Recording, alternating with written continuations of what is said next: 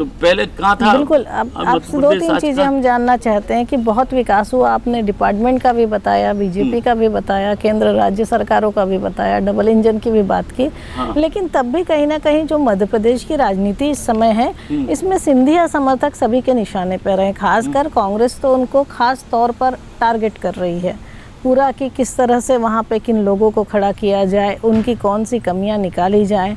तो कितने तैयार हैं, क्योंकि आप भी सिंधिया समर्थक माने जाते हैं? देखिए, भारतीय जनता पार्टी एक है।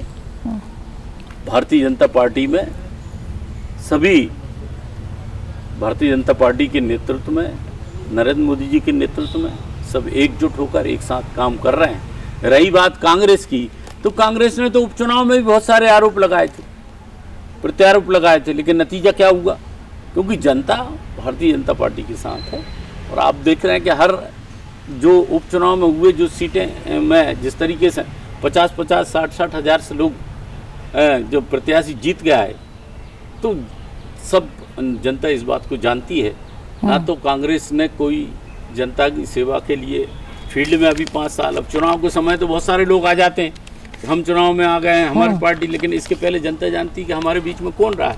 तो सिर्फ और सिर्फ भारतीय जनता पार्टी के कार्यकर्ता, भारतीय जनता पार्टी के जनप्रतिनिधि। लेकिन एक चीज़ तो ये भी कही जाती है चौधरी जी, एक चीज़ तो ये भी कही जाती है कि सिंधिया समर्थक कांग्रेस के निशाने पर तो हैं, पर बीजेपी में भी अभी तक बेगाने हैं।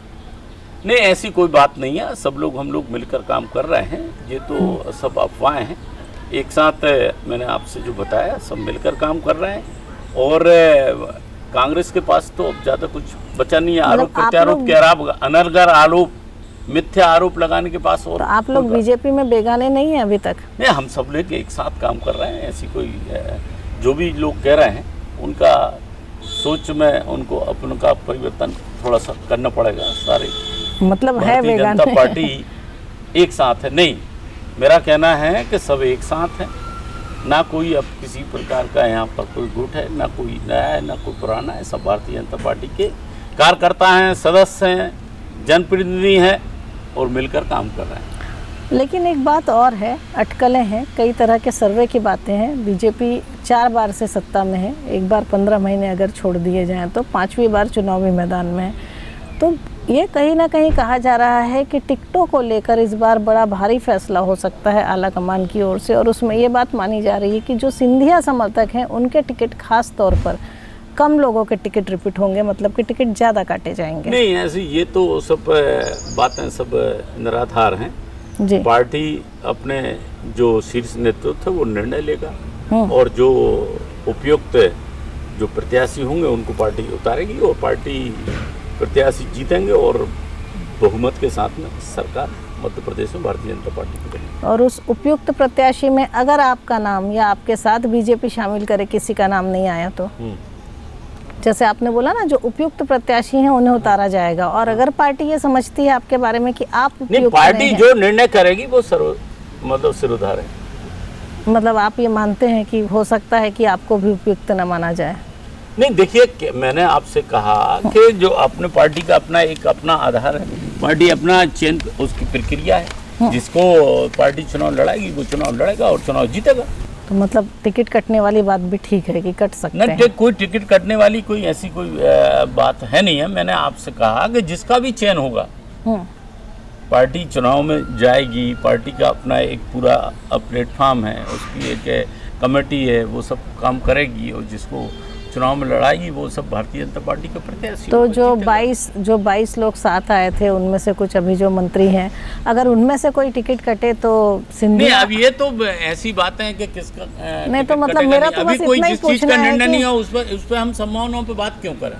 नहीं, निर्णय नहीं है, लेकिन इस तरीके की संभावनाओं पे बात हमें बिल्कुल करना ही नहीं चाहिए कि बिल्कुल करना चाहिए। राजनीति में तो सभी संभावनाओं पे बात होती है। जिस तरीके से जो नहीं, बिल्कुल करना चाहिए। राजनीति में तो सभी संभावनाओं पे बात होती है और अभी तक तो सबसे बड़ी संभावना यही बता रहे हैं कि 80 to 90% टिकट चेंज होंगे और उसमें सबसे ज्यादा सिंधिया समर्थकों को अगर पार्टी ने बताया तो मुझे नहीं जानकारी, सभी को पता है, मेरे को तो ऐसा।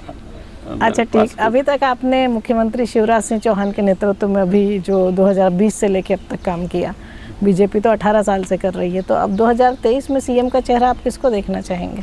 देखिए, मैंने बताया जो पार्टी आज हमारे मुख्यमंत्री हैं आदरणीय शिवराज सिंह चौहान जी, हमारे प्रदेश अध्यक्ष जी हैं आदरणीय बीडी शर्मा जी हैं, शीर्ष नेतृत्व है जो पार्टी, आप सबको जानकारी है कि सबको।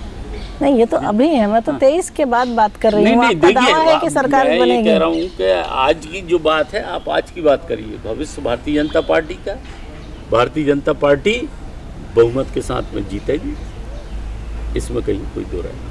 तो सिंधिया जी के चेहरे को बतौर मुख्यमंत्री देखना पसंद करेंगे आप? नहीं, देखो, मैंने आपसे पहले ही कहा कि पार्टी जो निर्णय करेगी, जो पार्टी अभी निर्णय है उसके साथ सब लोग हैं, हम भी साथ में हैं, सारे एक एक कार्यकर्ता भारतीय जनता पार्टी जी का साथ में है, और हर वर्ग भारतीय जनता पार्टी के साथ। मतलब कुछ ऐसा लग रहा है कि सिंधिया समर्थक बदल चुके हैं, महाराज की बजाय शिवराज की बात करते हैं।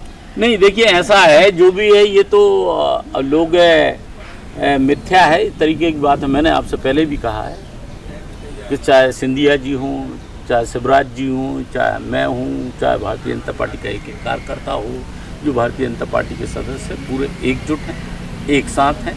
कमल का फूल, मोदी जी अभी आए थे, उन्होंने, आपने भी शायद सुना होगा, भोपाल के अंदर मोदी जी ने कहा था कि हमारा प्रत्याशी